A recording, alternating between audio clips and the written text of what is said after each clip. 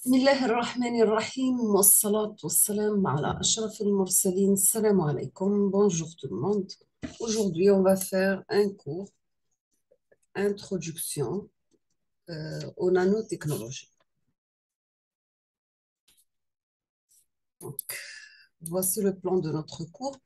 On va commencer par une introduction à la nanotechnologie, les phénomènes dans les nanostructures et études à l'échelle nanométrique, la notion sur la croissance et la nanofabrication des nanomatériaux, notion sur les nanotubes et transistors moléculaires, les techniques d'analyse des nanomatériaux, les photoémissions des rayons X, le MEB, etc. On trouve aussi les notions sur les techniques de caractérisation des nano-objets, nanoélectronique et les capacités de stockage de données, les impacts sur l'industrie future. Donc aujourd'hui, on va voir le chapitre numéro 1, Introduction à la nanotechnologie. Donc, on sait bien que tout est constitué d'atomes. Par exemple, une pierre, un stylo, un jeu vidéo, une télévision, un chien, etc.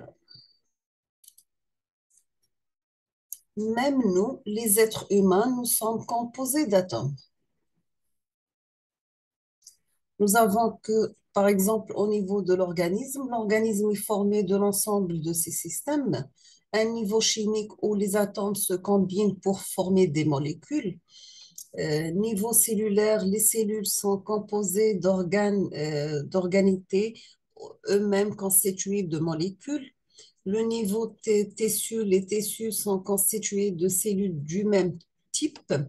Niveau des organes, les organes sont formés de différents types de tissus. Le niveau de système, les systèmes sont constitués de divers organes qui interagissent. Donc, nous avons un atome, molécule, organe, cellule musculaire lisse, par exemple, tissu musculaire lisse, un vaisseau sanguin pour un organe, tissu musculaire lisse, tissu conjonctif, etc. Donc, les atomes s'assemblent en molécules ou forment des matériaux. C'est-à-dire qu'on peut fabriquer à partir de l'atome des molécules ou des matériaux ou bien des machines. Donc, nous avons un atome qui est transformé ensuite à une molécule, matériaux et machines.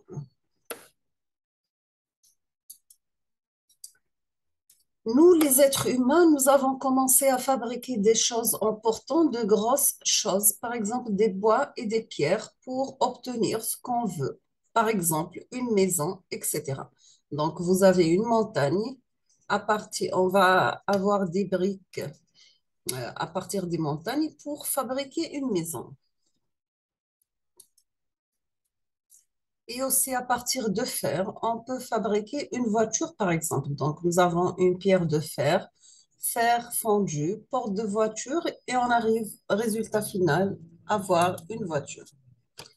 Mais à présent, nous voulons partir de petites choses, des atomes ou bien des molécules, que l'ensemble pour former ce que l'on souhaite. Donc, atomes, molécules, pour avoir une couche mince. Pour fabriquer un bateau, on prend un arbre. Donc, arbre, bois, bateau. Mais pour fabriquer un cure-dent, devrons-nous, à partir de troncs d'arbres, utiliser des particules plus petites?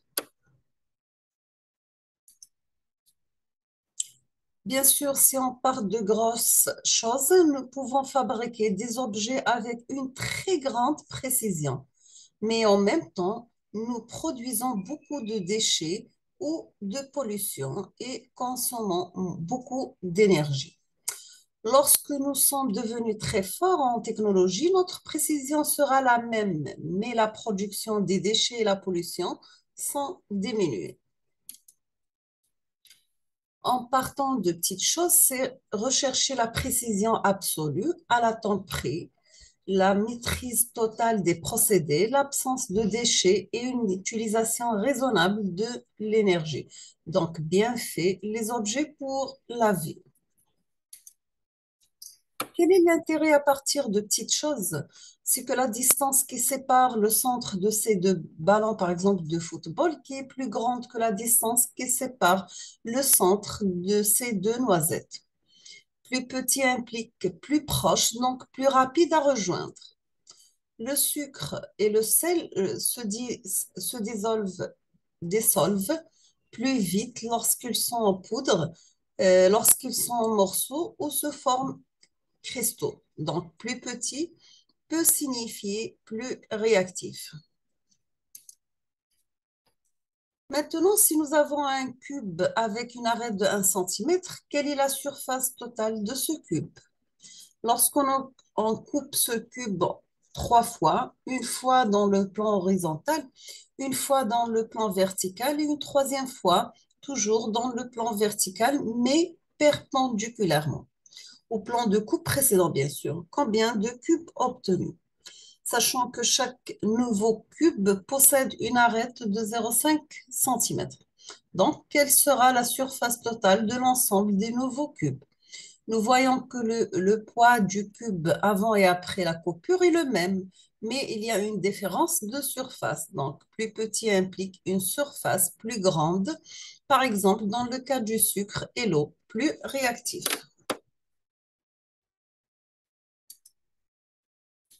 Bien sûr, lorsque la taille diminue, la réactivité chimique augmente. Si nous avons pour une pomme non divisée qui a un volume V et une surface A, si on découpe l'orange en deux, on aura le même volume V, mais la surface, ça sera A plus 2 fois B. Donc, si nous avons un diamètre de 1 mm, la proportion d'atomes en surface, c'est 15 pour 10 millions. Si nous avons un micromètre, c'est 15 pour 10 000. Si nous avons un nanomètre, c'est 15 pour 10. Nos besoins dans notre vie quotidienne nécessitent un développement technologique considérable pour apporter des bienfaits qui nous aideront à améliorer notre vie dans tous les niveaux, bien sûr, côté santé, sport, transport, habitation, etc. Cette technologie est appelée la nanotechnologie. C'est quoi la nanotechnologie? Donc, la nanotechnologie se définit comme l'étude, la fabrication et la manipulation des structures ou de matériaux à l'échelle du nanomètre, c'est-à-dire un millionième de millimètre. Aujourd'hui, la nanotechnologie s'affirme comme la révolution technologique et scientifique du XXe siècle. Qu'est-ce que le nanomètre? Le préfixe nano signifie très petit, d'origine grecque name. Le nanomètre est une unité de mesure qui correspond au milliardième de mètre ou un millionième de millimètre. C'est environ de 30 000 fois plus fin que l'épaisseur d'un cheveu, 100 fois plus petit que le molécule de l'ADN. Il y a le même rapport entre un mètre et un nanomètre qu'entre une balle de tennis et la Terre. Qu'est-ce que la nanomètre? Si nous avons par exemple fourmi d'1 centimètre, l'acarien c'est 200 micromètres, les cheveux c'est 10 à 50 micromètres, globules rouges 8 micromètres, bactéries 1 micromètre, virus 70 nanomètres, l'ADN de 2 à 12 nanomètres, l'atome 1 jusqu'à 3 angstrom.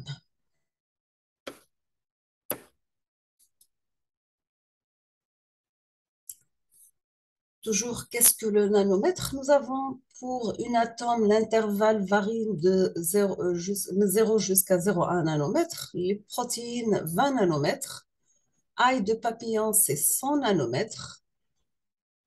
Nous avons aussi cheveux, 50 micromètres. Fourmis, 1000 micromètres. Chat, à peu près 0,5 mètres. Donc, nous avons le nanomètre, micromètre, millimètre et mètre. Côté nano, nous avons l'assemblage moléculaire des boîtes quantiques. La partie micromètre, c'est les cristals photoniques, les circuits intégrés. Millimètre, circuits imprimés. Le mètre, c'est des ordinateurs. Donc, on voit clairement dans cette figure un exemple, le passage du macro jusqu'à nano. Donc, on fait le passage du macro dans la première figure jusqu'au micro deuxième et troisième figure et on arrive la troisième figure à la structure en nano. Donc, nous sommes arrivés à la fin de ce chapitre. Je vous remercie infiniment pour votre attention et à la prochaine vidéo, Inch'Allah. Merci.